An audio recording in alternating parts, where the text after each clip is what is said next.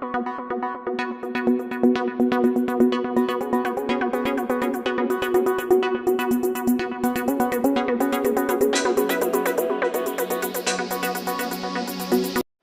एक तो बिहार राज्य विद्यालय सेवा आयोग संशोधन विधेयक पास हुआ है और दूसरा बिहार विद्यालय परीक्षा समिति संशोधन विधेयक पास हुआ है।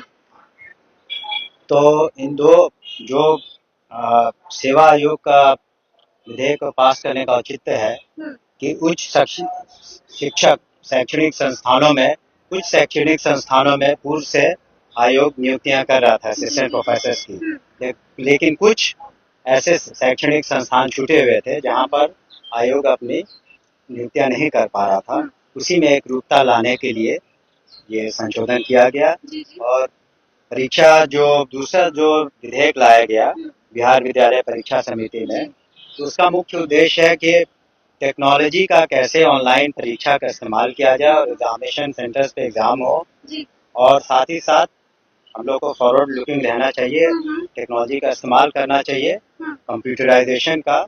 लेकिन इसका मतलब ये नहीं है कि कोई घर बैठ करके ऑनलाइन एग्जाम दे रहे हैं, एग्जामिनेशन सेंटर्स पे एग्जाम होंगे और बिल्कुल ट्रांसपेरेंट होगा, कदाचार रहित होगा। लेकिन आपने देखा होगा अभी आज ही विधानसभा में एक बिल लाया गया एंटी पेपर उसका ये, जी हाँ, अगर कहीं से कदाचार की सूचना मिलती है, पेपर लीक का होता तो उसमें सख्त कानून बनाए जा तो उसके तहत यहाँ पर भी कार्रवाई होगी निश्चित रूप से। ये सारे 1 करोड़ का जुर्माना, जी 10 साल की जेल, ये सारी चीजें उस बिल में है और वो कल काउंसिल में भी लाया जाएगा।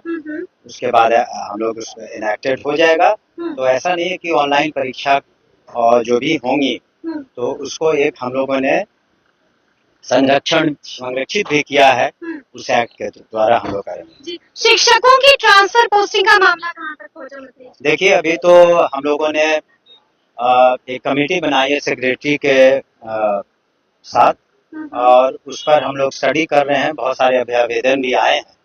तो उस पर निश्चित रूप से एक ह्यूमैनिटेरियन अप्रोच ले करके, लेकिन साथ ही साथ अनुशासन भी बना रहे और शिक्षा का स्तर बना रहे, उसमें कोई गिरावट नहीं हो और शिक्षक स्वेच्छा से अपना योगदान दे। सबको मिलेगा मनचाहा जिला, ऐसी कोई बात नहीं है जी। जब भी कोई पॉलिसी बनती है तो अधिकांश लोग को हम मद्देनजर रख के पॉलिसी बनती है। हो सकता है कुछ लोग उससे संतुष्ट ना हो, लेकिन ऐसी पॉलिसी हम लोग जरूर बना रहे हैं कि अधिकांश शिक्षक उससे संतुष्ट। अच्छा, राजद वाले कह रहे हैं कि शिक्षा विभाग में एक और बड़ा घोटाला हो गया है, टैबलेट घोटाला।